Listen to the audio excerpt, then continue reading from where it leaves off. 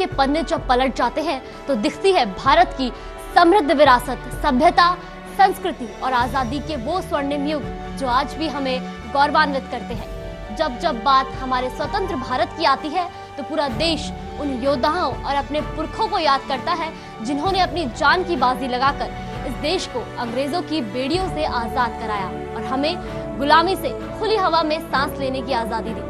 आज से ठीक 15 दिन बाद 26 जनवरी 2022 को पूरा देश 73वें गणतंत्र दिवस का जश्न मनाएगा। देश के राष्ट्रपति राजपथ पर तिरंगा फहराएंगे और पूरा देश राष्ट्रध्वज तिरंगे के तीनों रंगों में रंगा होगा। लेकिन क्या आप जानते हैं भारत के तिरंगे की कहानी? कैसे बना हमारा राष्ट्रध्वज? नमस्कार, मैं हूं जागृति और आज हर खबर की इस वीडियो में हम आपको बताएंगे तिरंगे का इतिहास।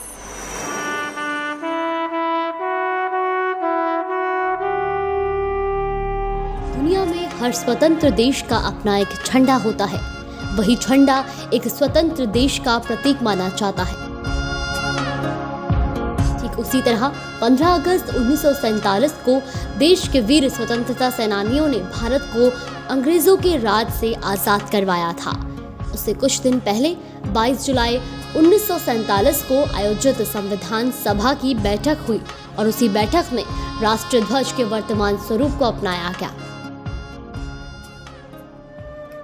आपको बता दें कि शुरुआती दौर में भारत का झंडा ऐसा नहीं था। काफी बदलावों, वाद विवादों और कई चर्चाओं के बाद हमारा राष्ट्रध्वज वर्तमान स्वरूप में आया।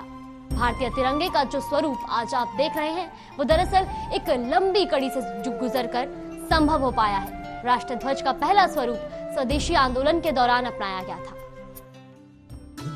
पहला राष्ट्रध्वज 7 अगस्त 1906 में पारसी बागाना चौक कोलकाता में फहराया गया था। उस वक्त भारत का ध्वज 3 रंगों का था, जिसमें हरे, पीले और लाल रंग की पट्टियां थी। इसमें बीच में पीले रंग की पट्टी में देवनागरी लिपि में वंदे मातरम लिखा हुआ था। भारत की महान स्वतंत्रता सेनानी मैडम भीकाजी कामा ने साल 1907 में भारत के कुछ क्रांतिकारियों की मौजूदगी में तिरंगा फहराया था। इस ध्वज में सबसे ऊपर की पट्टी का रंग केसरिया था और कमल के बजाय 7 तारे जो कि सप्तऋषि का प्रतीक थे। तीसरा ध्वज साल 1917 में डॉक्टर एनी बेसेंट और लोकमान्य तिलक ने होम रूल आंदोलन के दौरान फहराया था।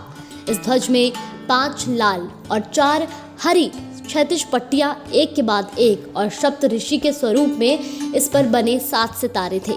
बाईं ओर ऊपरी किनारे पर यूनियन जैक था और दाईं तरफ ऊपरी किनारे पर सफेद अर्धचंद्र और सितारा भी था।